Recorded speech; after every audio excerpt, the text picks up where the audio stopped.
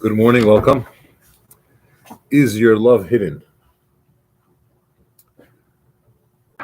We're going to discuss today the two types of love that exist or that should exist between us and Hashem, between us and God, and how each of these levels operate, how it works, what it represents.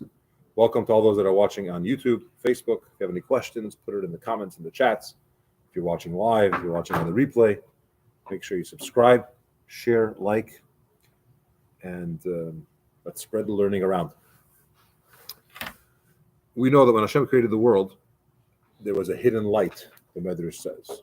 The light was very, very bright, and after he created it, he hid this level of light. And the Medrash continues that he hid it for tzaddikim, for the righteous ones, means different things. When Mashiach will come, when the world reaches the state of Geula, which is perfection, we'll have a new reality of this accessible light. Now, what does light really mean?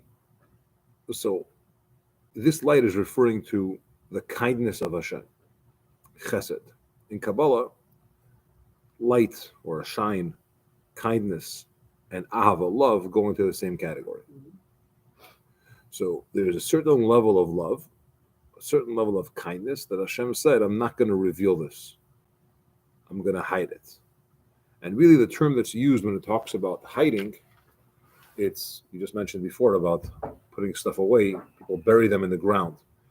It's planted is a term that's used, which means it's very deep, it's there, but it's hidden.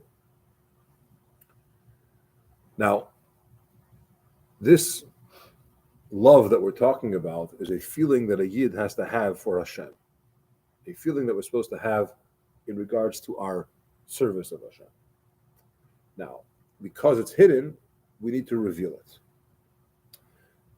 There are two ways to serve Hashem. Some people go about their life, and the relationship with Hashem is a very much reward and punishment driven. So I'm doing the right thing, doing mitzvahs, I'm refraining from doing what Torah forbids. Why? Because I want to be rewarded. It's worth it. Delayed gratification. I want to avoid punishment.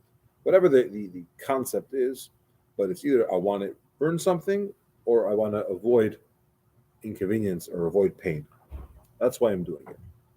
Which, of course, is a very shallow, immature, and basic way of serving Hashem. Now, it's accurate because in Yiddishkeit we have a fundamental belief in reward and punishment, that Hashem rewards those that do good and punishes those that do bad.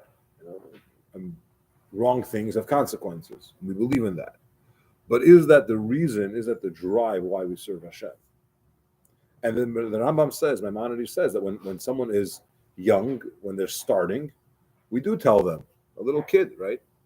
Daven because they get rewarded. Learn because Hashem will be happy. Don't do that because there's punishment. You may not want to focus on it a lot, but it's a reality. It is accurate that when a person does something wrong, there's punishment. When a person does something right, there's reward. But is that why we serve Hashem? It's like a little child. You tell a child, brush your teeth, I'll give you a sticker. Or if you don't brush your teeth, you're not going to get dessert. And they do it. Is that the reason to do it? Hopefully, when they get older, a little bit more mature and advanced, they're going to do it because of personal hygiene, because of oral health, etc. But not because of a reward. It's irrelevant. And the same thing is in our service to the Eibishter. We have reward. It's a reality. But that's not why we do it. We say every day in Shema, in the morning and at night, you have to love the Eibishter. Loving God is a feeling. And when you love somebody, you do what they want. You want to please them. If they're requesting something, you're happy to do it. So we want to do mitzvahs and refrain from transgressing, not because of reward and punishment. We want to be a little bit more sophisticated, a little bit more wholesome, a little bit more connected, because we have Abba, love. Now, how do you get that Abba? How do you get that love?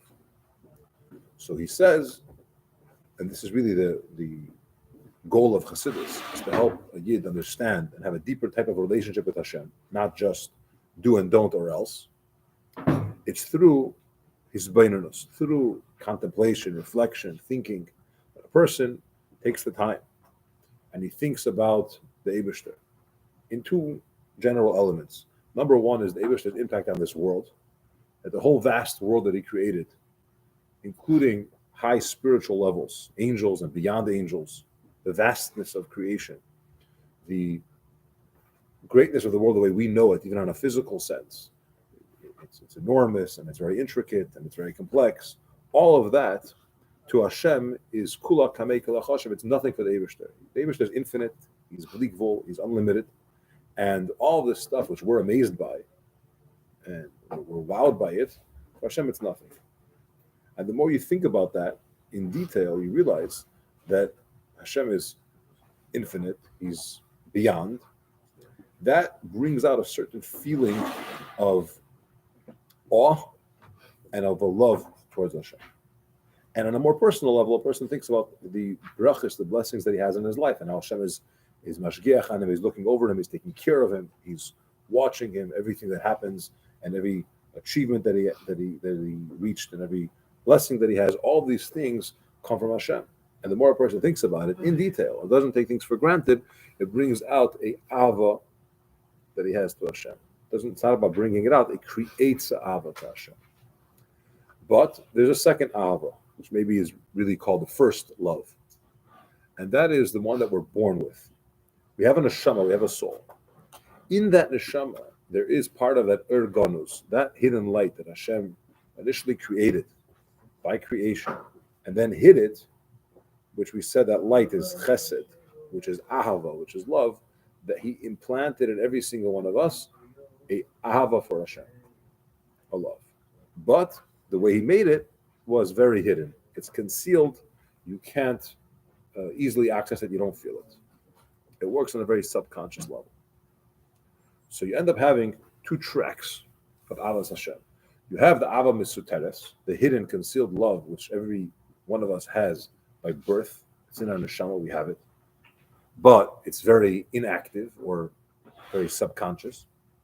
And then you have the Ava, which is created through his beinunus, through learning, through thinking, through davening. You bring out, through thinking by davening, you bring out you create this feeling for Hashem. The question is, which one of these two are greater?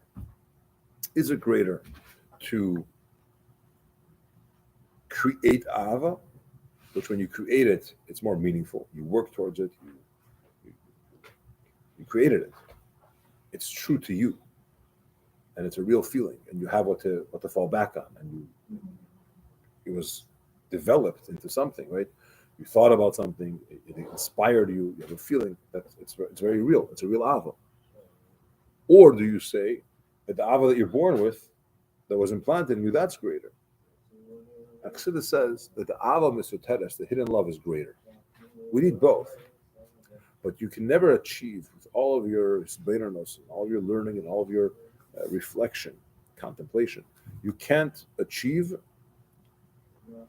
the type of Ava that you get by birth, that we're born with. So that is referred to as a very high level. Now, when Yosef HaTzadik was in Mitzrayim, he was the first one from the Shvatim, from all of the 12 tribes, that said the way to serve Hashem is to go into the world and refine the world and pull out all the good sparks and the good potential that the world has.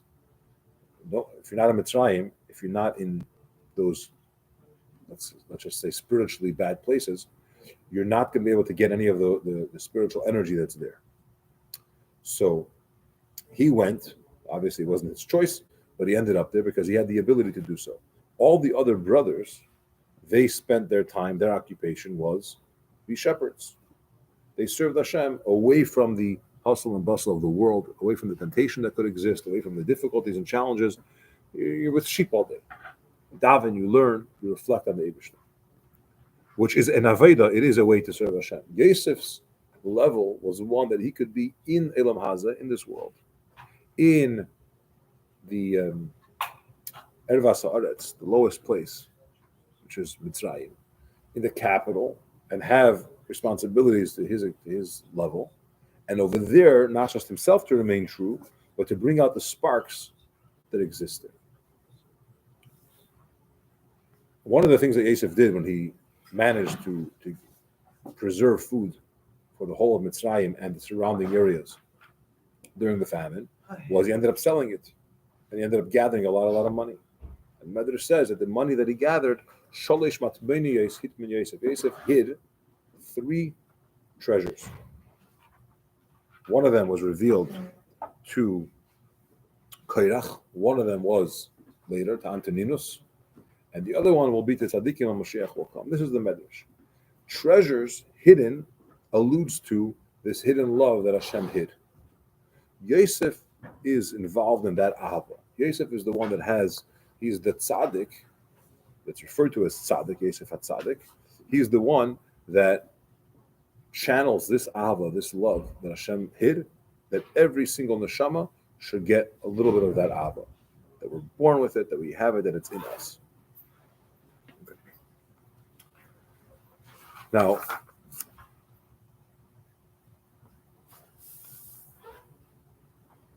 based on this concept, we can understand another idea. The Zohar tells us that Hashem planted the Ava in the Garden of Eden, in Gan Eden. And this garden has a gardener, which is Hashem. And he wants this garden to be tended to. The person has a responsibility to act as a gardener as well, to come into this garden and cultivate it. What does it mean? You get rid of the bad and you cultivate the good. You prune the negativity, you pull out the weeds, and you have only the good. Now there's 2 types of planting. You have planting that you have to replant it every single season, like wheat. You have to plant, you have to water, you have to pull out the bad. And then you develop, you nurture, you create a produce. Then you have another type of planting, and that's called svichim, which means twigs or remnants, little leftovers. That's something which, even if you don't plant it, it just grows on its own. The earth keeps on giving it, replenishing itself and giving it back out. However, it requires a lot more of pulling and pruning and so on to get it. And this represents 2 different types. One is a level that has to be worked up, planted and cut, and that's Avodas Habirura. A person has to go into the world and figure it out, and plant seeds and water, basically cultivate it. And then you have the other type, which that's automatic. But what it produces, not that it's not valuable, but the accessibility of it is very hard. We can find berries that are growing on their own, little twigs that are growing on their own. It's something, this is the counter analogy of the 2 types of Ava. You have Ava, which is developed, which is work, which a person has to go through their life and see how Hashem is real to him and how the brachas in his life and so on and so forth. And then there is the level of the one that's automatic, it's there. And we said that level is higher because it comes from Hashem. Now, there are times when the first ahava, the one that's by birth, is revealed. A person reaches a certain inspiration, a certain point that their ava becomes alive. That fire is burning very, very strong, and that's usually when they're threatened, when their Yiddishkeit is at risk, when their identity is challenged. That's when it brings it out, whether their life is at risk or their Yiddishkeit is at risk. I mean, something is coming up that says, someone says picking mushrooms. Michael, how are you? It was a family pastime. Yeah, okay. Mushrooms is another example. You don't have to plant it. Grass. Can't kill the grass. Can't kill the grass? It'll keep growing, okay? And it's not weeds. The idea is that there's a certain ava that we have within ourselves. It gets triggered and brought out when certain things are at risk or are pressed. And historically, that was the case. When Yidden were in situations that were difficult, they were squeezed, they were in danger, they were proud.